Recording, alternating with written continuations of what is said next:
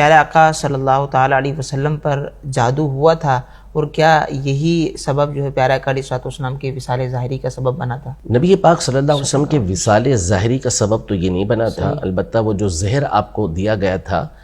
وہ آپ علیہ السلام کے یعنی بار بار وہ ہر سال لوٹ کر آتا تھا وہ زہر۔ ایک یہودیہ نے آپ کو بکری کا گوشت کھلایا تھا جس کے اندر زہر ملا ہوا تھا، فوراً آ کے خبر پہنچ گئی تھی آپ کو جبریل امین کی طرف سے، لیکن جو تھوڑا بہت چکھا تھا اس کا اثر ہر سال لوٹ کر آتا تھا، تو وہ بھی نبی پاک صلی اللہ علیہ وسلم کے لیے دنیا سے پردہ فرمانے کا سبب بنا تھا اور یہ شہادت کا ذریعہ بنا تھا۔ جہاں تک رہا جادو کا معاملہ، تو دیکھیں نبی پاک صلی اللہ تعالیٰ علیہ وآلہ وسلم پر جادو تو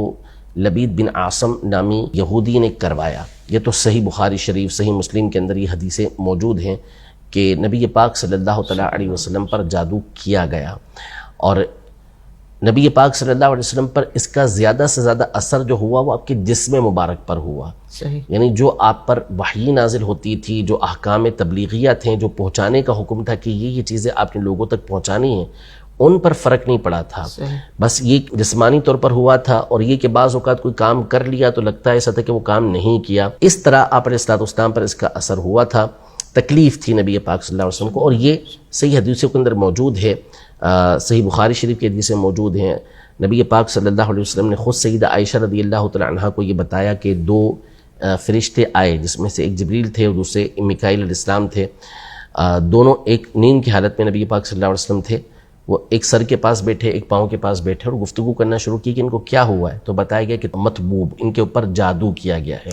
تو پوچھا کس نے کیا ہے، تو کہا کہ لبید بن عاصم نے کیا ہے، جو یہودی تھا اس نے کیا ہے، اور اس کی بیٹیوں نے کیا تھا۔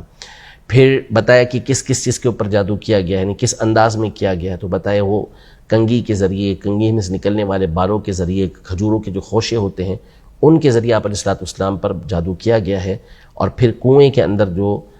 اس کو ڈالا گیا ہے۔ نبی پاک صلی اللہ علیہ وسلم بیدار ہوئے تو پھر آپ نے حضرت علی رضی اللہ تعالیٰ عنہ اور ایک اور صحابی کو بھیجا کہ وہ جائے اور وہاں سے اسے نکالیں۔ پھر اسے نکالا گیا اور نبی پاک صلی اللہ علیہ وسلم پر سورہ فلق، سورہ ناس نازل ہوئی، آپ اسے پڑھتے گئے اور وہ گرہ جو ہے وہ کھلتی گئیں، اور آپ علیہ السلام سے یہ تکلیف اور یہ جادو دور ہو گیا۔ تو جو ظاہری بدن ہے نبی علیہ السلام کا، اگرچہ کہ وہ اعلیٰ و عرفہ ہوتا ہے، لیکن اس پر جو ایک عام انسان پر طاری ہونے والی چیزیں ہوتی ہیں وہ ہو سکتی ہیں، جیسے بخار کا آنا،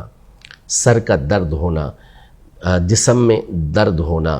یہ نبی پاک صلی اللہ علیہ وسلم اور دیگر انبیاء کرام علیہ السلام کے ساتھ بھی یہ معاملات ہوتے تھے، بیماریاں آپ کی بارگاہ میں حاضر ہوا کرتی تھیں، طبیعت آپ علیہ السلام کی بھی ناساز ہوا کرتی تھی۔ تو جسم جو آپ کا ہے مبارک جسم، اگرچہ کہ وہ بھی بے مثل ہے، اس کی جو صفات ہیں، اس کی جو خوبیاں ہیں، اس کا جو حسن و جمال ہے، وہ اس کی کوئی مثال نہیں ہے، لیکن اللہ تبارک و تعالی نے جو آپ کو ایک تو ملکوتی فرشتوں والی صلاحیتیں، خوبیاں عطا کی تھیں، دوسرا آپ کا جو جسم مبارک تھا اس پر انسانی عوارض جو ہوتے ہیں، انسانی معاملات جو ہوتے ہیں وہ طاری ہو سکتے تھے۔ تو یہ جادو کا جو اثر ہوا وہ نبی پاک صلی اللہ تعالیٰ علیہ وآلہ وسلم کے ظاہری جسم کے اوپر ہوا، اور یہ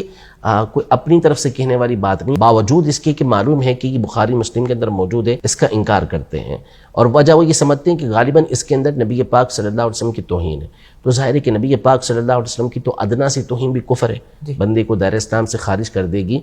تو ایسا نہیں ہے، اس میں توہین نہیں ہے، یہ تو جادو جو کرے اس کی توہین ہے نا۔ نبی پاک صلی اللہ علیہ وسلم پر تو جادو کیا گیا، اور پھر یہ جادو اگر آپ کے باطن پر اثر کرتا یا نعوذ باللہ کو وحی کے اندر معاملات ہونے لگتے تو ہم کہتے کہ یہ چیز نہیں ہو سکتی کسی نبی علیہ السلام کے ساتھ۔ صرف جسم کے اوپر اس کا اثر ہونا نبوت کے خلاف نہیں ہے، یہ کوئی نبی پاک صلی اللہ علیہ وسلم کے توہین کے دائرے کے اندر نہیں آتا، ورنہ بڑے بڑے ائمہ کے اوپر جو ہے وہ نعوذ باللہ کفر کا حکم لگ جائے گا۔